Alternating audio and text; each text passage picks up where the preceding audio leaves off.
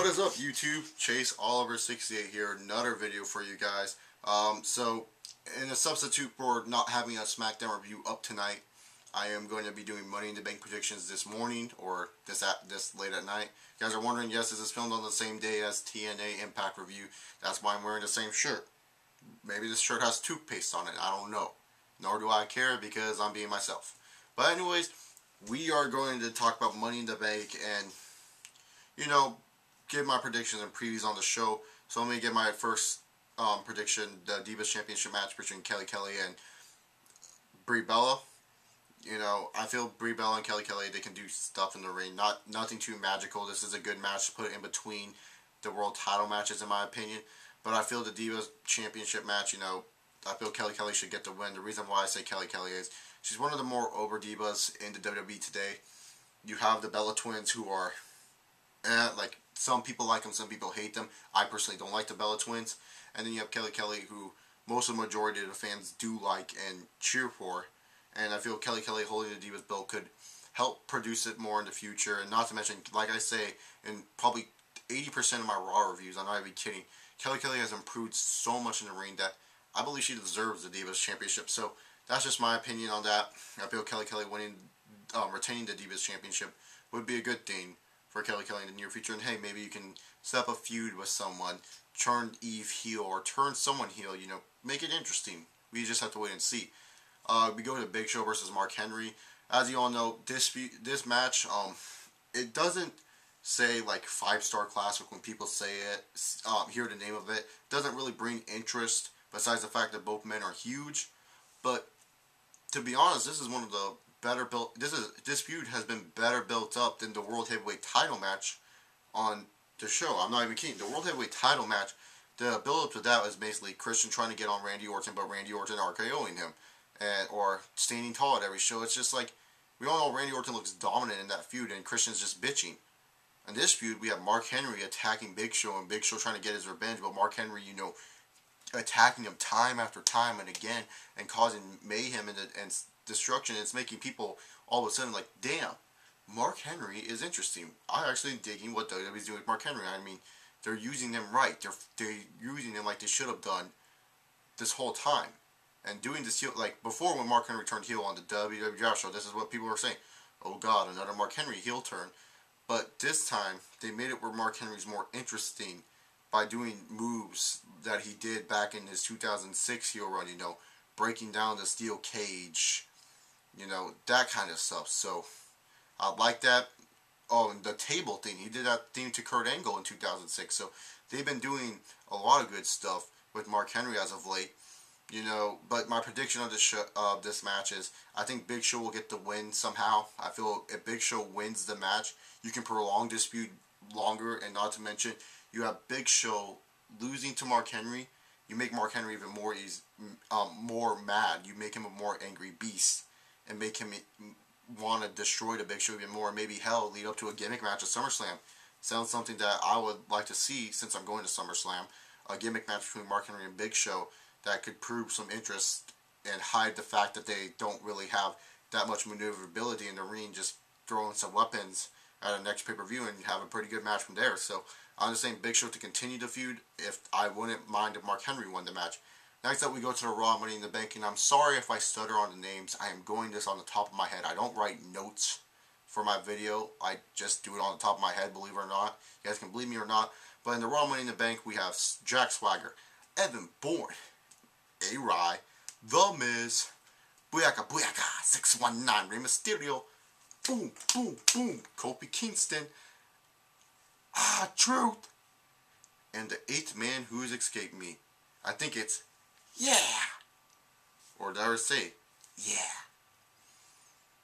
Oh well, that I pretty much covered. Oh, Alberto Del Rio. Whew. Doing impressions really help. Well, those weren't really impressions, but anyways, what I'm kind of gonna do for my predictions for Money in the Bank is I'm just gonna choose two or three guys that I kind of like, who I'd like to see win Money in the Bank, and then the last guy would be my prediction for the match. So the first guy I wouldn't mind seeing, like if they won, I wouldn't be pissed. First guy I wouldn't mind seeing is Alex Riley. The reason why I say A-Rye is because I got this idea basically from Off the Rope show. They kind of like made me think more of A-Rod too. The reason why I say A-Rod is mainly because WWE is in need of a new face, a new main eventer in that company, and the way they're pushing A-Rod, having him defeat The Miz twice, having A-Rod look dominant in this Miz feud right now, and the crowd reaction and reception A-Rod is getting, it kind of makes sense. Why not make that extra mile and push this A-Rod to the top? You know, I'm just thinking here, if you can get this A-Rod character loved already, and you already have him over at the crowd, why not put that extra level and give him the briefcase and have something with him that could elevate this Miz Riley feud even more? Who knows? That could be a good possibility. My number two, who I'd like to see win, is Kofi Kingston. The reason why I say Kofi Kingston is he's kind of like the CM Punk at WrestleMania 24, I want to say, where, he's a face winning the Money in the Bank. Like, basically CM Punk whenever he won the Money in the Bank. But he can cash it in a way, say if there's like an Alberto Del Rio holding the WWE title for a while, or a top heel holding the title, he can cash it in and basically be a top base for the company. Not huge base, not a draw. I mean, his t-shirts do sell, but I'm saying, like, he can be someone fans can recognize himself with by winning the Money in the Bank and having something to him that could be a prop and make him elevate more and have more interest. Because right now, Kofi Kingston, I hate to say it, but his push as of late hasn't been good. He's been stuck in that mid-card hell for a long time. I mean, his push should have came in 2009, and now we're in 2011. Kofi just lost a U.S. title. Come on, guys. When are we going to push this guy? You guys want to push this guy. You know you want to. He's sure he botches a couple times, but who doesn't botch in the ring? It's not like it's terrible. It's noticeable, but it's not terrible. But he botches most of the time in the ring. But, he's this guy that the fans do support. They like what he does. He has a crowd going when he goes boom, boom, boom. The fans get into it.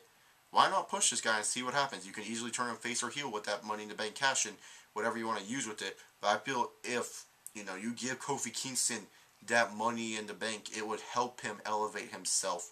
If you guys get what I'm saying. So that's basically it for that for prediction. Now my overall prediction is Alberto Del Rio, and I'll kind of go into it later on, in the predictions, the WWE Championship match. Oh boy.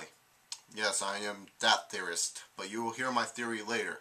Don't worry, stay tuned for the end of the video. Next up, we got the SmackDown Money in the Bank. We got Sin Cara. I swear, that's what his song is saying. Go listen to it.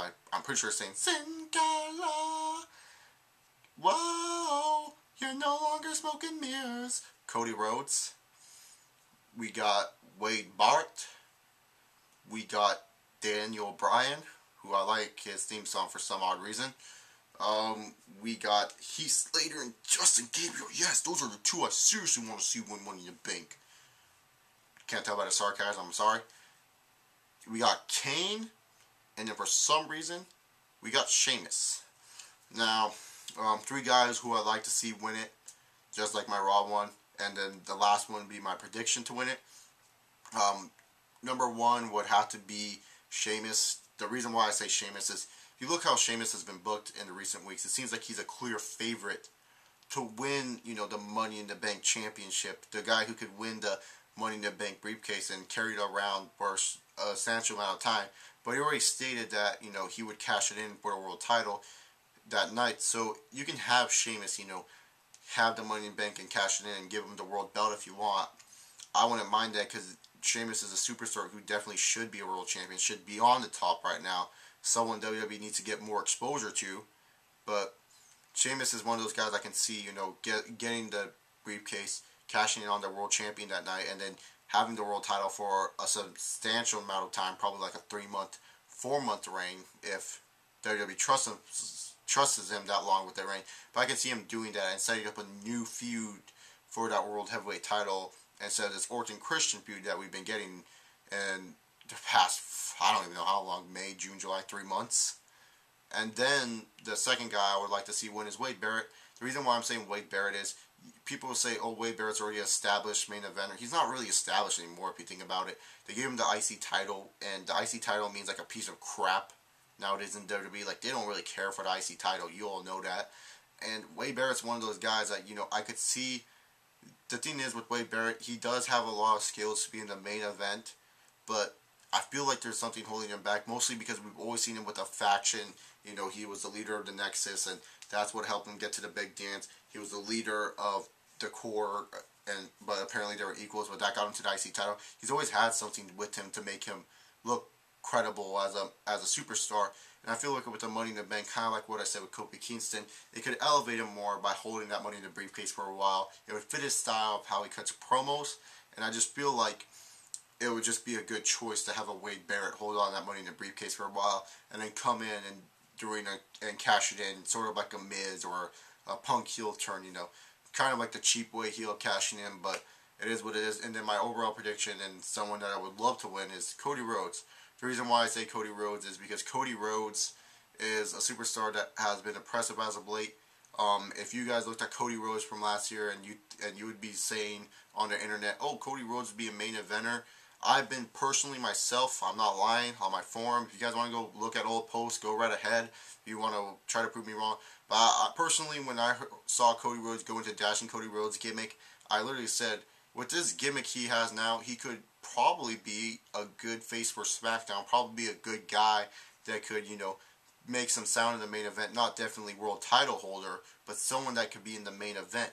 All of a sudden, he gets hit by Rey Mysterio, and he's starting to get more noticeable, and people are loving what he's doing now. His face, he's like, "Oh my god, my face is gone.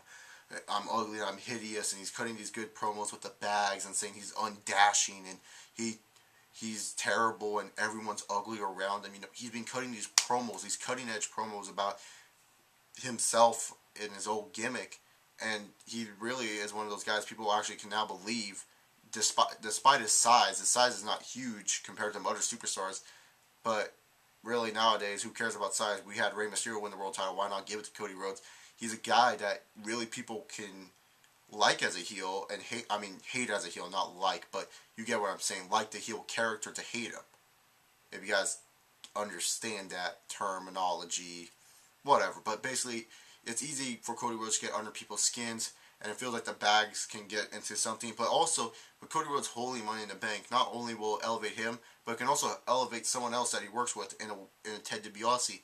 Now, you guys will remember last year with Miz, he held the Money in the Bank and held the United States title. Yeah, he put over Daniel Bryan in their feud, and it didn't hurt the Miz at all. The Miz didn't get hurt at all because the Miz still hold the briefcase.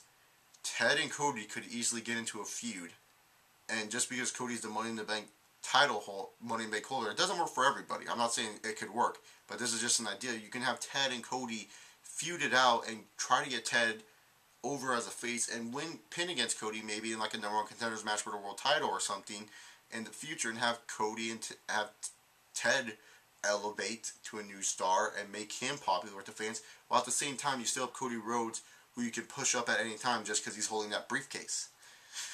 That's just my thinking for you guys. I hope you guys understand that, but that's what I'm thinking. If Cody Rhodes holds that briefcase, he could elevate not only himself, but another superstar in Ted DiBiase, someone who believes that should have been elevated a long time ago. Hell, Ted should have been winning at WrestleMania 26, not Randy Orton, that's for sure. Now we go on to the World Heavyweight Championship match, and people know I'm not a big fan of Orton. I don't really like the guy, but just know when it comes to reviews and previews and stuff, I'm not totally biased when it comes to predictions or reviews of the matches. You know, I even admitted in my Over the Limit review that Orton and Christian had a good match, and yes, I did have a rant about Capital Punishment, and now I'm sick and tired of seeing this match. The reason why I'm sick and tired is because we always know the same result. It wasn't bashing Randy Orton, it was bashing about how this feud is being booked. And right now, this feud is being booked as this is a blow-off match. The only way this is a blow-off match, if Randy Orton wins, they have to find someone else to have Orton feud for 4 weeks for a match at SummerSlam, which is going to be kind of hard. But Orton and Christian, well, this is the same build-up for Capital Punishment. You guys couldn't tell what the whole, besides the fact that Christian turned heel. Same exact build-up, nothing really new. What else do we need to see? I mean, basically, I'm getting tired of this feud. This feud has gone on long enough. Yes, we're getting good matches out of it, but guys, what's the point of matches if I don't even care about a feud? Because what makes a good pay-per-view match to me is a match that has my interest at all times. A match that I know that, yes, it will be good, but will prolong something good in the future. And Orton and Christian, really, yes, good matches. The over limit match made sense, but they should have given the belt to Christian at Capital Punishment. I'm sorry. If you wanted Randy Orton to win that Money in the Bank, that's fine with me. But if you wanted to keep this feud for me to be interested in, they did a bad job with it. And I feel Orton really needs, if I'm just basically saying my prediction is Randy Orton to win. I feel if Orton wins, it'll just kind of move on and we can do someone else in that world title scene. I would like to see Christian win, but then again, it's like, if Christian does win, this feud still doesn't have an interest for me. I'm saying this now. Christian wins. I'm happy I'm going to SummerSlam, and don't get me wrong, when you're at a live event, everything's totally different for you. You're excited for every match, no matter what happens. It could be a shit show, and you'll be excited. I will be excited for the Christian Randy Orton match at SummerSlam, Christian walking in as champ, Orton walking in as challenger, but at the same time, it's like, Orton probably will win. Who knows? We'll have to wait and see how WWE books this. But right now, my prediction is Randy Orton. Just the way he's been going, I feel WWE has more trust in him as world champion than Christian. But it is what it is. And then we go on to the most talked about match in the YWC. The match everyone's been talking about. The match with, is there going to be a Chicago Town screw job? Is there going to be CM Punk leaving with the WWE title? Is it going to be John Cena just being Superman and squashing CM Punk and making this feud nothing and all this other stuff? I gotta say, this feud has been interesting, but WWE dropped the ball on it, deciding to tape Raw back-to-back. I mean, that was a huge mistake, WWE, in my opinion, just because you decided to tape Raw back-to-back and basically spoil this whole storyline for us that could have been epic. You could have easily done a build-up. You could have easily done a Raw roulette without that CM Punk promo. Put the Punk promo the next week on Raw. And then the week before Money in the Bank, have Cena say he wants Punk at Money in the Bank no matter what. And then Vince says, Cena, you get Punk this Sunday, but just know if you lose, you're fired. And that had been fine with me. But, you know, this feud has been interesting. It's been putting out some good mic work from both men. Even Vince has been getting involved. But here's my prediction, and hear me out. This is just my prediction. It's not going to be 100% right. No one's perfect, but only one man's perfect. That's Mr. Perfect. But anyways, what I see happening is CM Punk wins the WWE Championship. And this causes Vince McMahon to come out and, you know, start freaking out. You know, not freaking out at Cena, but freaking out in general. And all of a sudden, Del Rio's music hits and Del Rio's running to the entrance ramp. And Punk, you know, he's just tired. He's trying to celebrate. And Del Rio starts beating him down with a briefcase. And then Vince, you know, he tells the ref he gives the Money in the Bank to the timekeeper, and Justin Roberts announces it's for the WWE Championship, and Punk is down. Del Rio hits the arm breaker, and then Vince tells the bellman to ring the bell, and Alberto Del Rio wins the world title in a kind of Chicago Town screw job. Now you guys are wondering, why would I do that? Well, you think about it, right now, Alberto Del Rio as a heel, he hasn't been interesting. There's nothing really that says, you watch Alberto Del Rio as a heel, you go, I'm really interested in his heel character. It's kind of like this whole Destiny crap. It's always about how he's going to be great than everyone. It's just nothing. I mean, he can do stuff in the ring, but other than that, it's like nothing. But with this Del Rio character, if you make Del Rio screw CM Punk, who's in his own hometown, and you have Punk, you know, basically screwed, it could add to like, damn, Del Rio's a dick. I hate Alberto Del Rio for doing that. You know, you get fans hating Del Rio, and this way you don't make Cena look bad. You make Cena look like the good guy who wants revenge for Vince doing that to CM Punk, and you can add Vince and Del Rio, you know, together and have Del Rio and Vince basically like a power couple, and said that Vince didn't trust Cena. He trusted Del Rio, though. He knew Del Rio was going to come through at Money in the Bank. He knew you were going to lose the match, Cena, so that's why he trusted Del Rio with the briefcase. That's why he trusted Del Rio to win the Money in the Bank ladder match. And I feel that could very happen. You know, it could set up an interesting feud for Cena and Del Rio for SummerSlam. That is just what I'm thinking. Everyone else can think something different. That's what's great. We can discuss our own opinions. But basically, that's about it.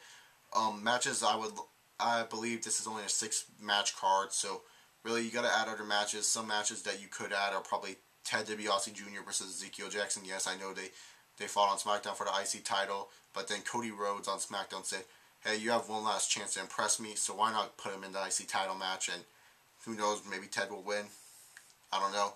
Maybe throw in maybe throw in a tag title match. Just throwing out the ideas out there. But anyways, thank you all for watching this video. I hope you guys liked my Money in the Bank predictions. I know this kind of went long. Subscribe up above if you haven't. Comment down below your thoughts on Money in the Bank, your thoughts on your predictions on the show. Like or dislike this video based on how you viewed it. Give me a thumbs up if you think, oh, you know what, Chase's predictions are solid, or give me a dislike and be like, no, fuck Chase, he's a faggot. Don't care, love or hate. I love you guys. Yeah, pretty much it. Follow me on Twitter, add me on Skype, ChaseOliver68, and don't forget to subscribe to Chase and Ace, me and Ace's collab channel. We'll be doing stuff there shortly, probably starting next week. So, hope you guys enjoyed this video. Once again, I know I say that a lot, but I'm coming up close to the camera. You guys all know what that means.